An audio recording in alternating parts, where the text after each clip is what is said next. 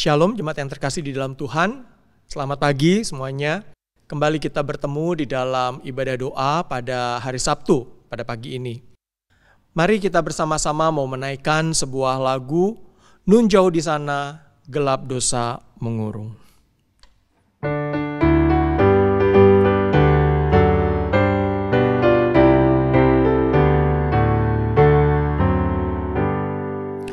Nun jauh sana gelap dosa mengurung, ribuan jiwa menuju binasa. Siapa rela mau beritakan Injilnya, tak tutup hanya beritakan. Kuasa ada padaku, kuasa ada padaku. Pergi ke ujung bumi, kabarkan Injil, dan ku akan besertamu. Pintu Injil telah dibukakannya, laskar Kristus maju tak mundurlah.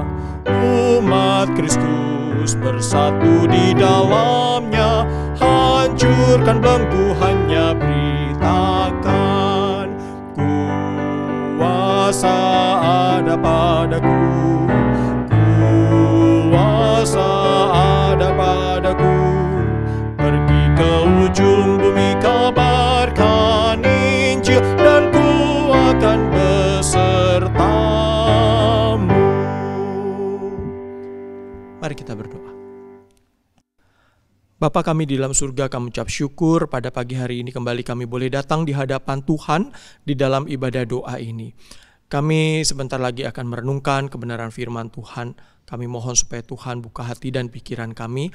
Tuhan tolong kami untuk kami boleh mengerti firman Tuhan. Firman Tuhan boleh terus mengingatkan kami, mendorong kami untuk menjadi murid Kristus yang setia. Kami menyerahkan waktu ini ke dalam pimpinan tangan-Mu, di dalam nama Tuhan Yesus kami berdoa. Amin. Saya mau mengajak kita bersama-sama membaca dari 3 bagian firman Tuhan. Yang pertama dari Markus 16 ayat 15. Firman Tuhan berkata, lalu ia, yaitu Tuhan Yesus, berkata kepada mereka, pergilah ke seluruh dunia, beritakanlah Injil kepada segala makhluk. Lalu Matius 28 ayat 18-20.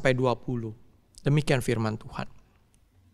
Yesus mendekati mereka dan berkata, kepadaku telah diberikan segala kuasa di surga dan di bumi.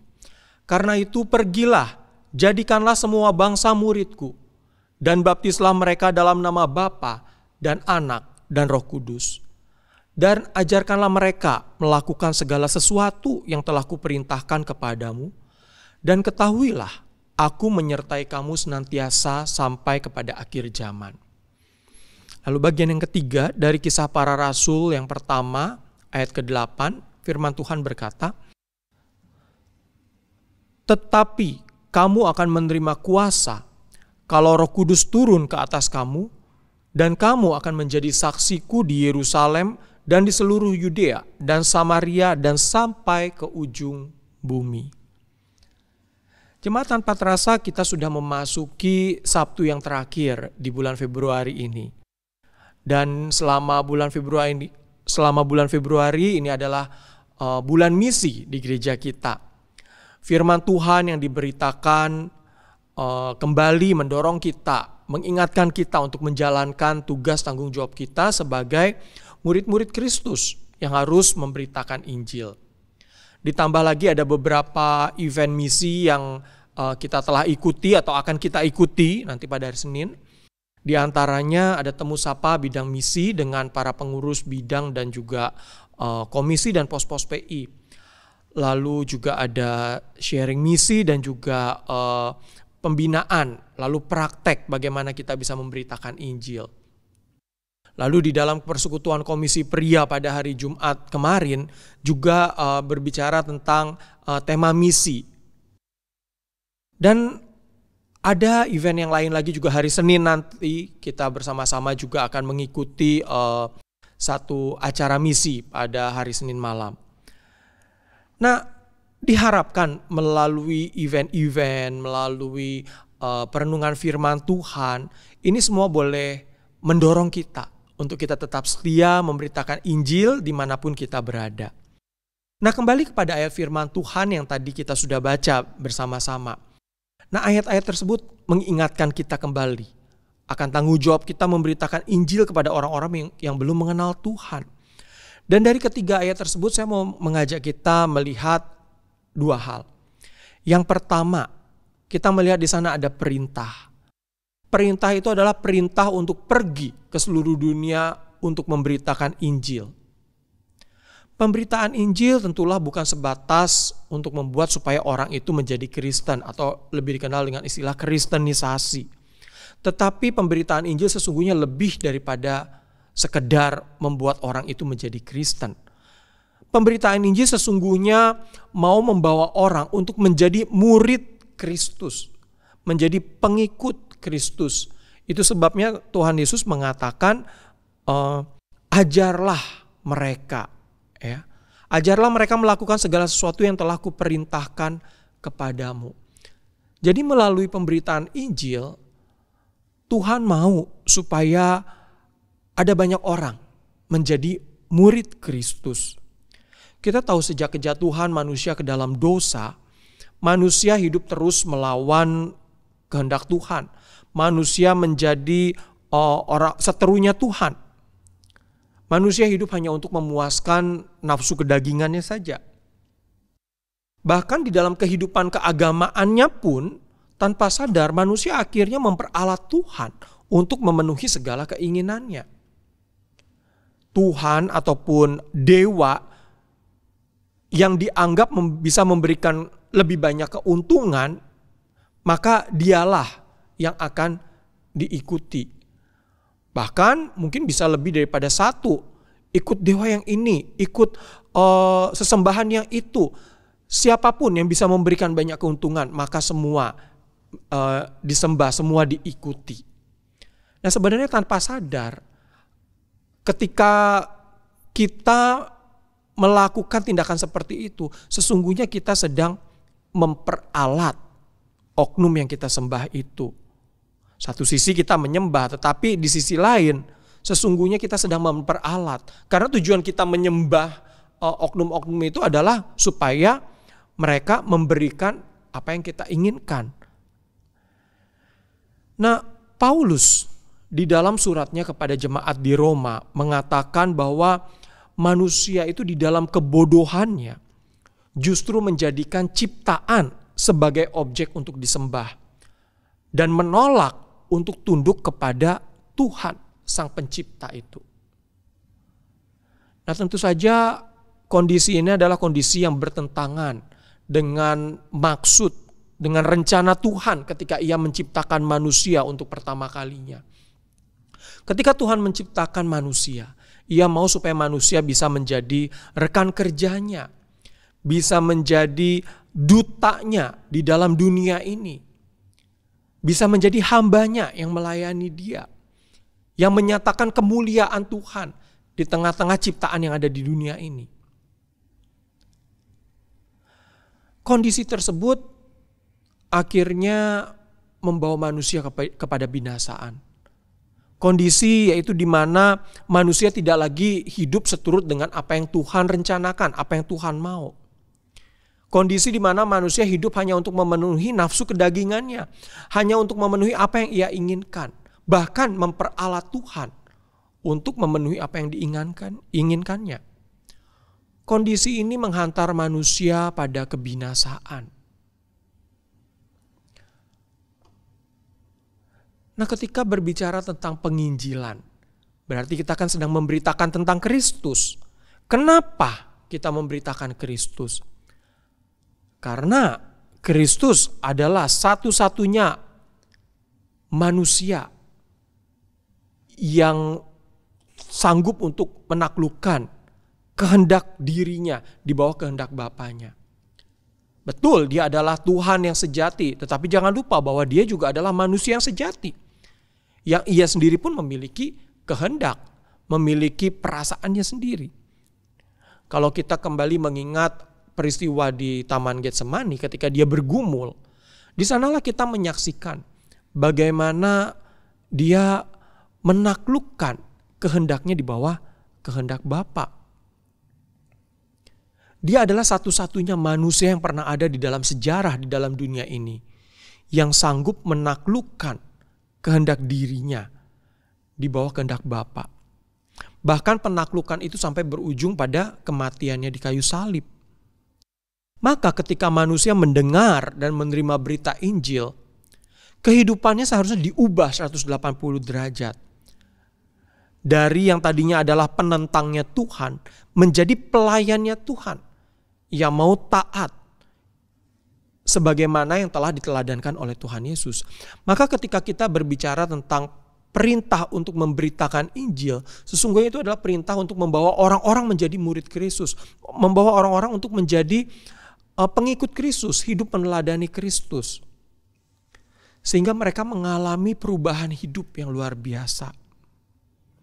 Akhir hidup yang tadinya berujung pada kebinasaan, kemudian berganti pada kehidupan kekal bersama dengan Tuhan di surga. Itu sebabnya Tuhan memberikan perintah untuk memberitakan Injil, supaya manusia dicelikan dari kebutaannya, untuk dia bisa melihat Allah yang benar. Tuhan memberikan perintah untuk memberitakan Injil supaya manusia dilembutkan hatinya. Manusia yang tadinya mengeraskan hati, manusia yang tadinya hidup melawan Tuhan, hatinya kemudian dapat dilembutkan sehingga dia mau tunduk kepada Tuhan. Tuhan memberikan perintah untuk memberitakan Injil supaya manusia yang hidup dibelenggu oleh dosa dapat dilepaskan dari belenggu itu, lalu dapat hidup mengalahkan dosa. Bagaimana caranya? Karena ada kuasa kemenangan Kristus yang telah Kristus berikan kepada orang-orang yang mau hidup menjadi pengikutnya. Ujung-ujungnya akhirnya pemberitaan Injil itu ketika orang sudah menerima Injil, menerima Kristus sebagai juru selamat, itu membawa manusia pada kebahagiaan yang sejati, kebahagiaan di dalam Tuhan. Kebahagiaan di dalam persekutuan dengan Allah yang kekal. Tentu saja ketika Tuhan mengutus manusia untuk memberitakan Injil, mengutus murid-muridnya untuk memberitakan Injil, Ia tidak sekedar mengutus begitu saja, memberi perintah begitu saja, tetapi Ia menjanjikan penyertaan. Di ayat yang tadi kita baca, kita melihat ada penyertaan Tuhan dengan kuasanya. Inilah hal yang kedua yang mau saya ajak kita melihat dari bagian ini. Ada penyertaan Tuhan, ada kuasa Tuhan yang Tuhan berikan. Para murid Kristus telah menyaksikan dan mengalami karya nyata Kristus di dalam kehidupan mereka. Sehingga mereka diperintahkan untuk menjadi saksi Kristus, untuk memberitakan karya tersebut kepada segala bangsa. Selain perintah, Tuhan Yesus juga menegaskan bahwa Ia memiliki kuasa di surga dan di bumi. Ia adalah penguasa alam semesta ini. Ia menegaskan bahwa Ia yang memiliki kuasa di surga dan di bumi itu akan senantiasa menyertai murid-muridnya sampai kepada akhir zaman. Ini adalah penyertaan yang kekal. Ia juga mengatakan bahwa para murid akan menerima kuasa kalau Roh Kudus turun ke atas kamu.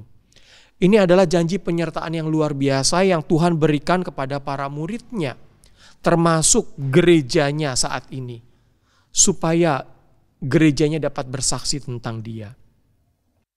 Kita yang adalah murid Kristus dipanggil untuk menyaksikan Kristus kepada dunia. Mari kita menjadi saksinya di tengah keluarga kita, lingkungan pekerjaan kita, di tengah-tengah marketplace kita, di tengah-tengah lingkungan di mana kita tinggal. Lagu yang tadi kita nyanyikan ditulis oleh James McGranahan. Ia lahir di Fallowfield, Pennsylvania pada tahun 1840. Ia menyadari akan talenta yang Tuhan berikan di dalam dirinya. Lalu ia memutuskan untuk menempuh studi musik di The Normal Music School at Genesco, New York. Dan di sana ia belajar di bawah bimbingan William Bradbury. William Bradbury ini juga adalah salah satu seorang penulis himne yang luar biasa. Dan melalui talentanya dan pelayanannya, James dipakai oleh Tuhan untuk membawa orang-orang mengenal Tuhan. Dan ternyata ia memiliki suara tenor yang sangat indah dan sangat unik yang tidak dimiliki oleh orang lain. Sehingga ia pernah mendapatkan tawaran untuk bekerja sebagai seorang opera singer. Seorang opera singer itu apalagi kalau dia bisa memerankan peran utama, maka dia akan mendapatkan penghasilan secara materi yang luar biasa. Di samping dia juga akan mendapatkan ketenaran.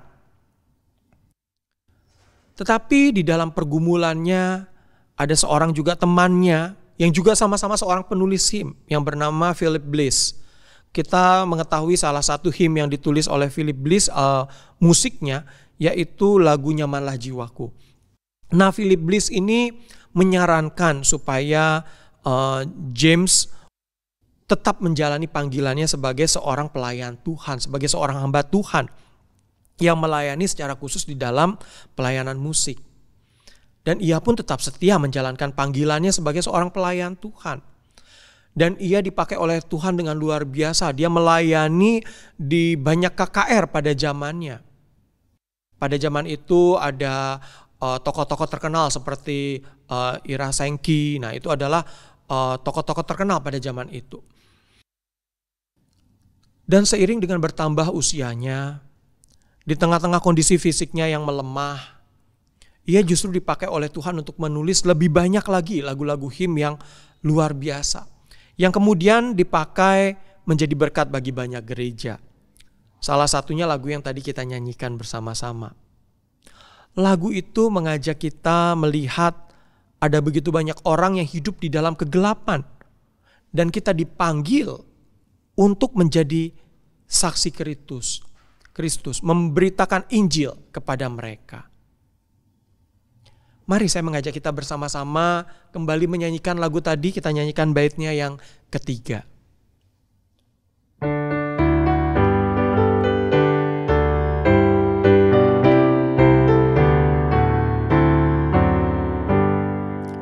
Ya berseru, janganlah kau binasa, hai jawablah seruan Tuhanmu. Yesus mati untuk selamatkan manusia, bergegaslah kau pergi beritakan. Kuasa ada padaku, kuasa ada padaku. Pergi ke ujung bumi, kabarkan Injil, dan ku akan besertamu.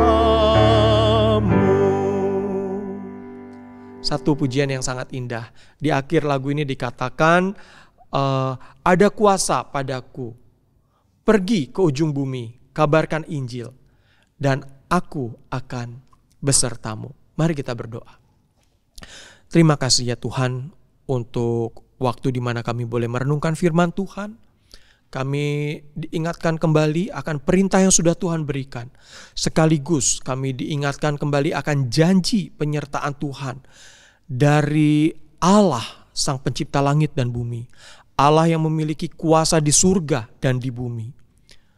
Allah yang demikian, Allah yang memberikan perintah kepada kami untuk memberitakan Injil, adalah Allah yang juga menjanjikan penyertaan kepada kami di dalam kami memberitakan Injil Tuhan.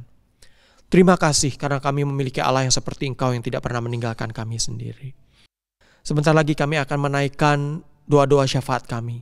Mohon kiranya Tuhan yang boleh menyertai kami di dalam mengangkat doa-doa kami ini ya Tuhan. Dan perkenan Tuhan yang akan menerima, mendengarkan setiap seruan doa kami.